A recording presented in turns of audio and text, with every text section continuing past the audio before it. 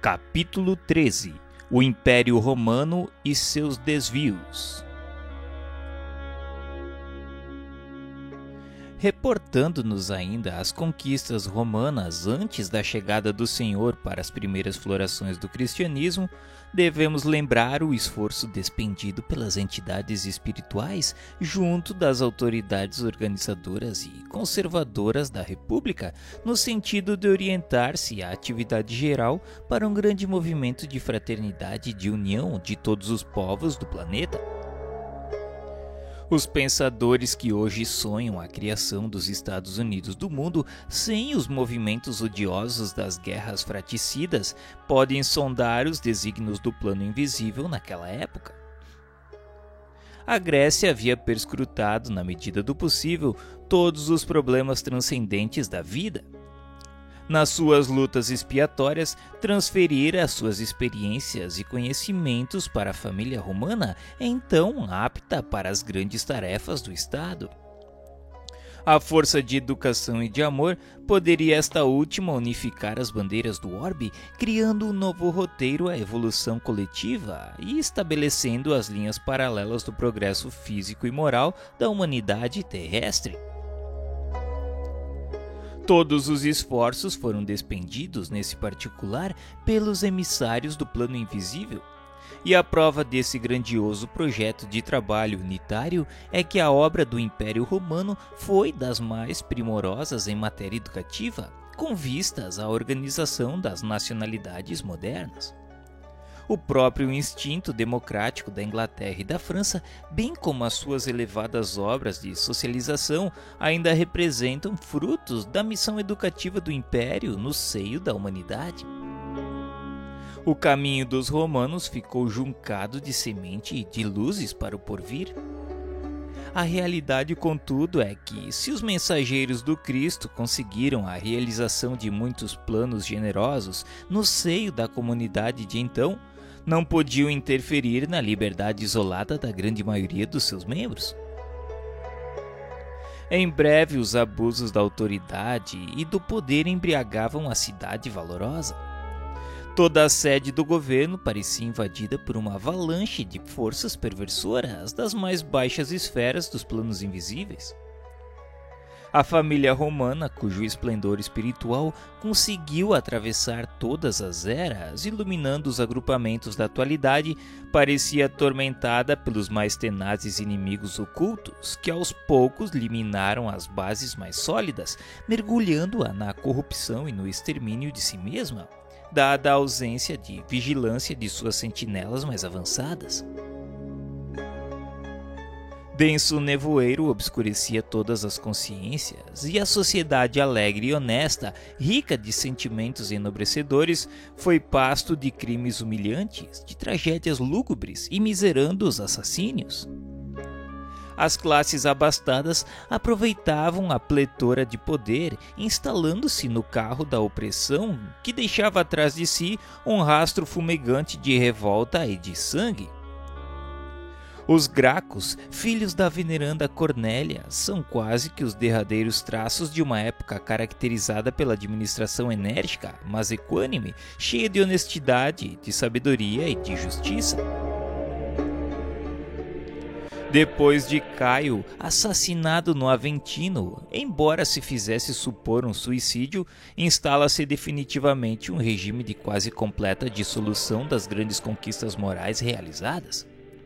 Sobe Mário ao poder depois das vitórias contra Jugurta e contra os germanos, que haviam, por sua vez, invadido o território das Galhas. Mas os antagonismos sociais levam Sila ao poder, travando-se lutas cruentas, como vésperas escuras de sangrentas derrocadas.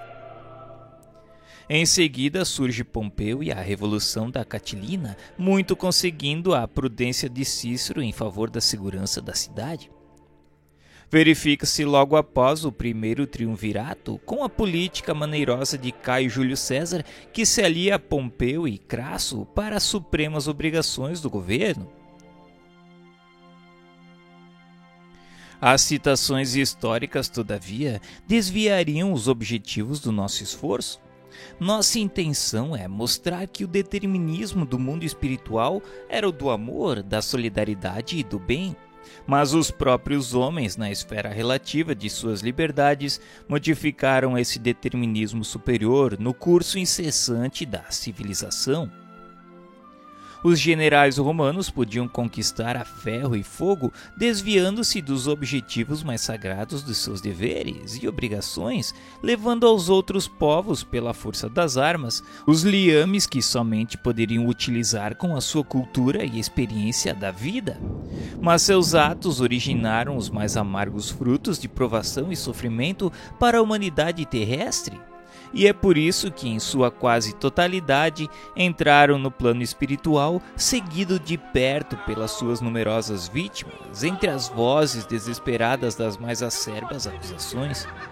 Muitos deles, decorridos decênios infindáveis de martírios expiatórios, podiam ser vistos sem as suas armaduras elegantes, arrastando-se como vermes ao longo das margens do Tibre ou estendendo as mãos asquerosas como mendigos detestados do Esquilino.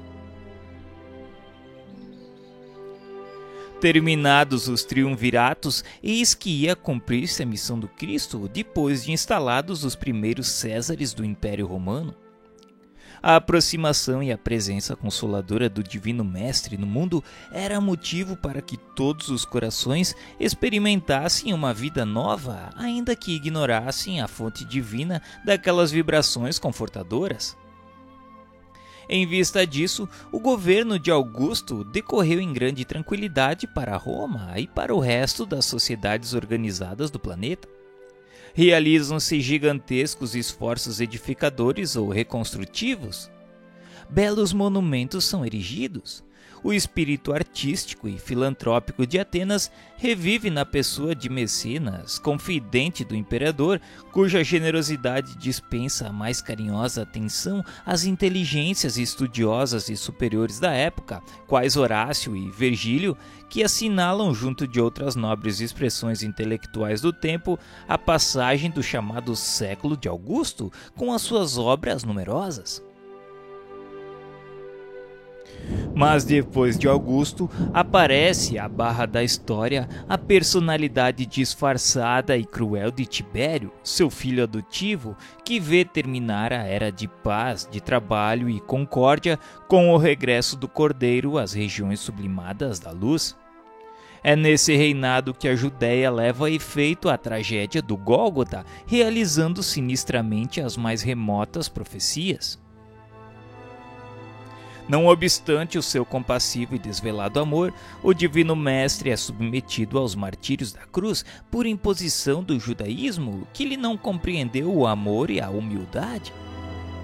Roma colabora no doloroso acontecimento com a indiferença fria de Pôncio Pilatos, retornando aos seus festins e aos seus prazeres como se desconhecesse as finalidades mais nobres da vida. E seguindo a mesma estrada escura de Tibério, Calígula inaugura um período longo de sombras, de massacres e de incêndios, de devastação e de sangue. Os seguidores humildes do Nazareno iniciam nas regiões da Palestina as suas predicações e ensinamentos. Raros apóstolos sabiam da missão sublimada daquela doutrina sacrossanta que mandava fazer o bem pelo mal e instituía o perdão aos próprios inimigos. De perto seguem-lhe as atividades os emissários solícitos do Senhor, preparando os caminhos da revolução ideológica do Evangelho. Esses mensageiros do alto iniciam igualmente e de modo indireto o esforço de auxílio ao império nas suas dolorosas provações coletivas. Um perfeito trabalho de seleção se verifica no ambiente espiritual das coletividades romanas. Chovem inspirações do alto, preludiando as dores de Jerusalém e as amarguras da cidade imperial. Vaticínios sinistros pesam sobre todos os espíritos rebeldes e culpados. E a verdade é que depois do cerco de Jerusalém, quando Tito destruiu a cidade, arrasando-lhe o templo famoso e dispersando para sempre os israelitas, viu o orgulhoso vencedor mudar-se o curso das dores para a sociedade do Império, atormentada pelas tempestades de fogo e cinza que arrasaram Estábias, Herculano e Pompeia, destruindo milhares de vidas florescentes e desequilibrando a existência romana para sempre. O Império Romano, que poderia ter levado a efeito a fundação de um único Estado na superfície do mundo, em virtude da maravilhosa unidade a que chegou à mercê do esforço e da proteção do alto, desapareceu no mar de ruínas depois das suas guerras, desvios e circos cheios de feras e gladiadores. O imenso organismo apodreceu nas chagas que lhe abriram a incúria e a impiedade dos próprios filhos. E quando não mais foi possível o paliativo da misericórdia dos espíritos abnegados e compassivos, dada a galvanização dos sentimentos gerais na mesa larga dos excessos e prazeres terrestres, a dor foi chamada a restabelecer o fundamento da verdade nas almas.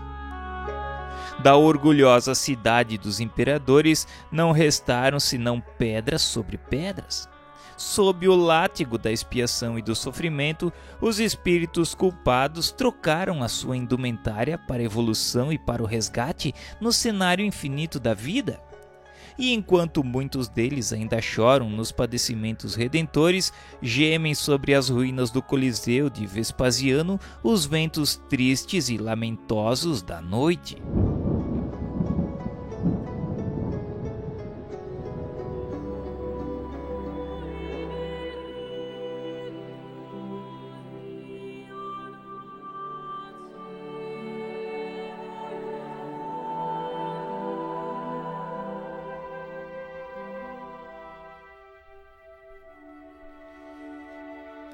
Capítulo 14 – A edificação cristã. Atingindo um período de nova compreensão concernente aos mais graves problemas da vida, a sociedade da época sentia de perto a insuficiência das escolas filosóficas conhecidas no propósito de solucionar as suas grandes questões. A ideia de uma justiça mais perfeita para as classes oprimidas tornara-se assunto obsidente para as massas anônimas e sofredoras. Em virtude dos seus postulados sublimes de fraternidade, a lição do Cristo representava o asilo de todos os desesperados e de todos os tristes. As multidões dos aflitos pareciam ouvir aquela misericordiosa exortação: vinde a mim, vós todos que sofreis e tendes fomes de justiça, e eu vos aliviarei. E da cruz chegava-lhes ainda o alento de uma esperança desconhecida.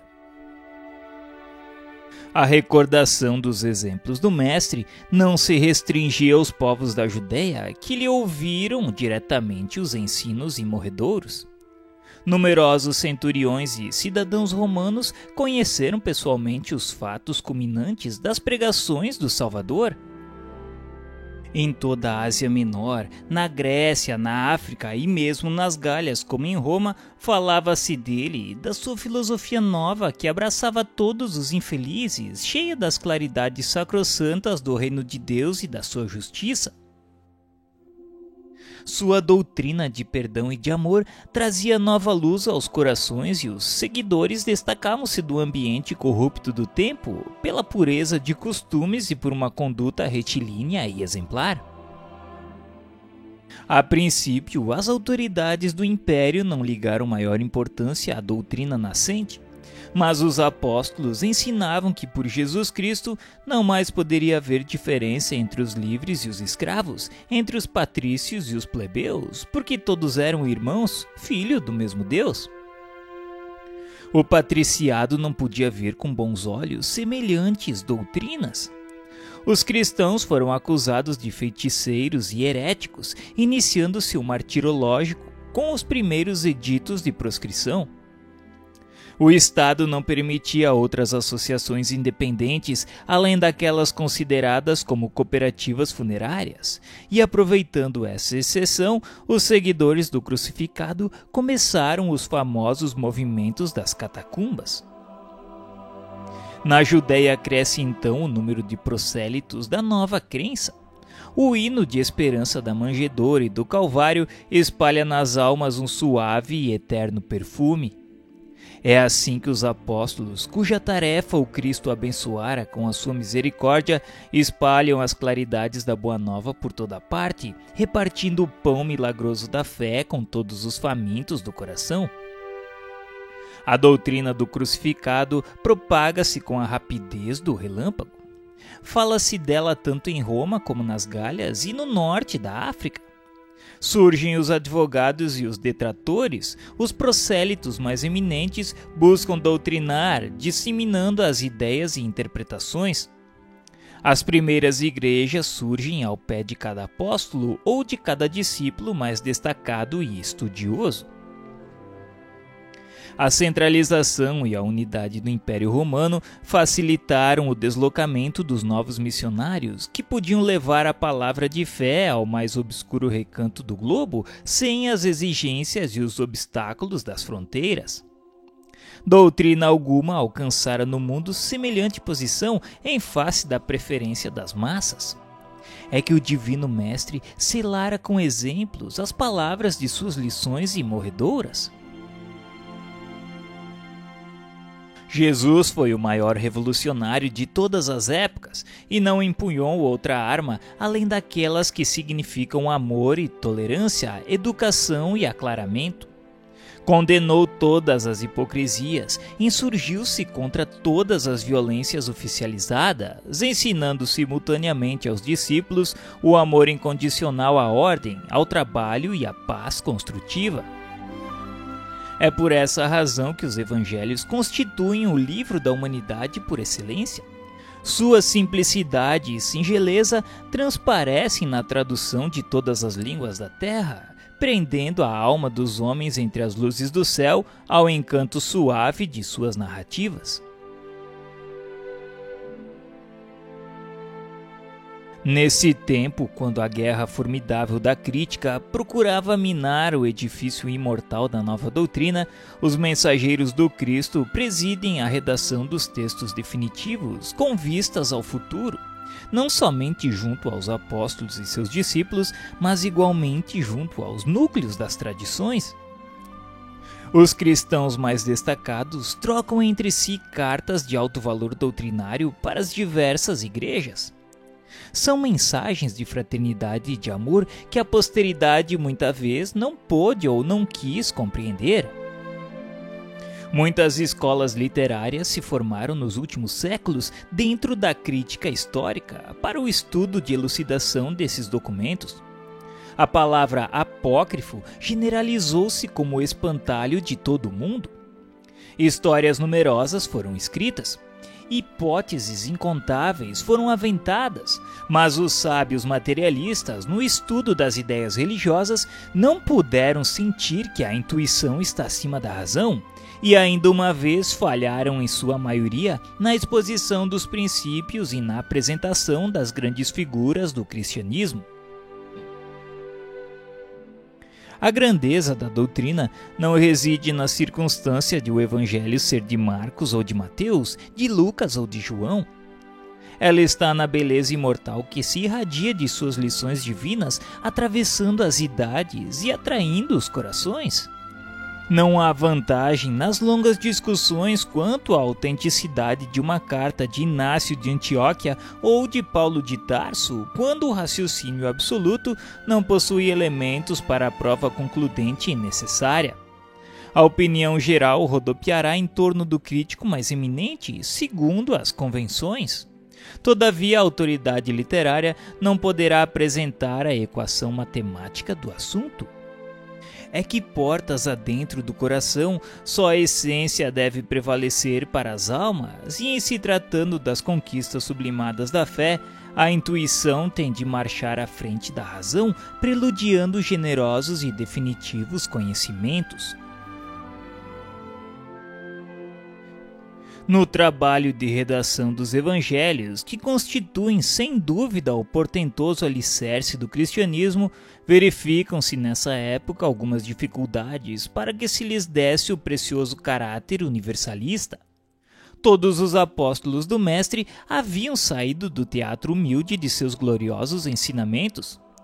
Mas se esses pescadores valorosos eram elevados espíritos em missão, precisamos considerar que eles estavam muito longe da situação de espiritualidade do Mestre, sofrendo as influências do meio a que foram conduzidos.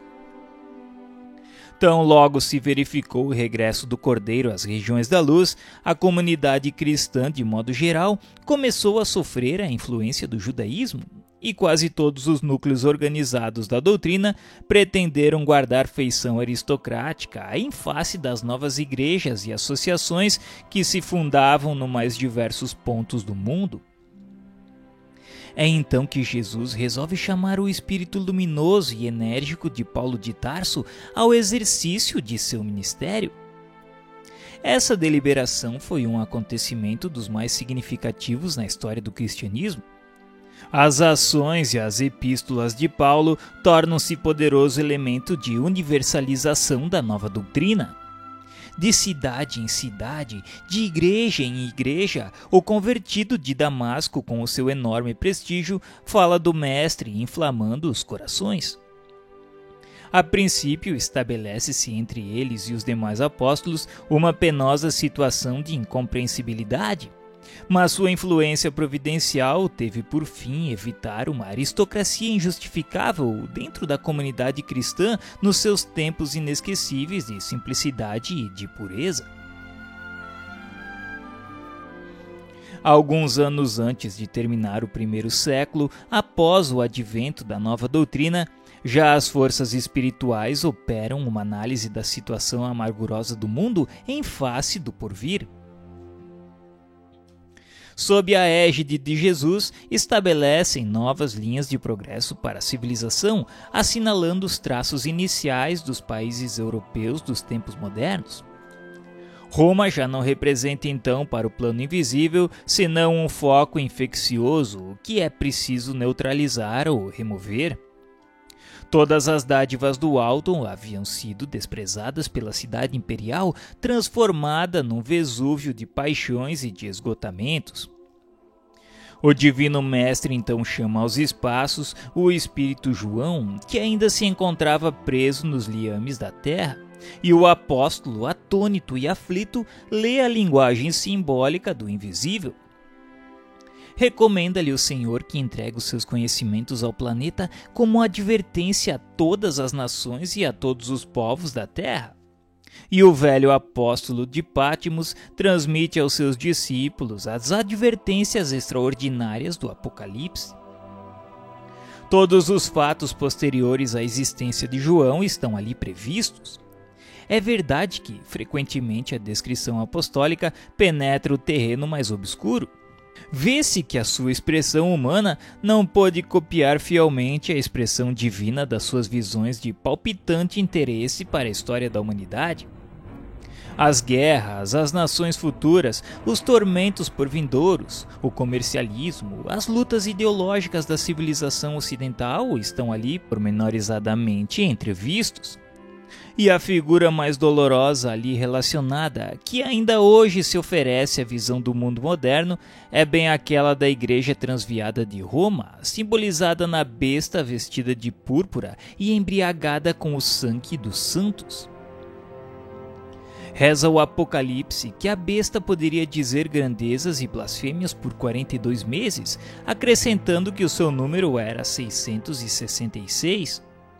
E examinando-se a importância dos símbolos naquela época e seguindo o rumo certo das interpretações, podemos tomar cada mês como sendo de 30 anos, em vez de 30 dias, obtendo desse modo um período de 1260 anos comuns, justamente o período compreendido entre 610 e 1870 da nossa era, quando o papado se consolidava após o seu surgimento com o imperador Focas em 607 e o decreto da infabilidade papal com Pio IX em 1870, que assinalou a decadência e a ausência de autoridade do Vaticano em face da evolução científica, filosófica e religiosa da humanidade.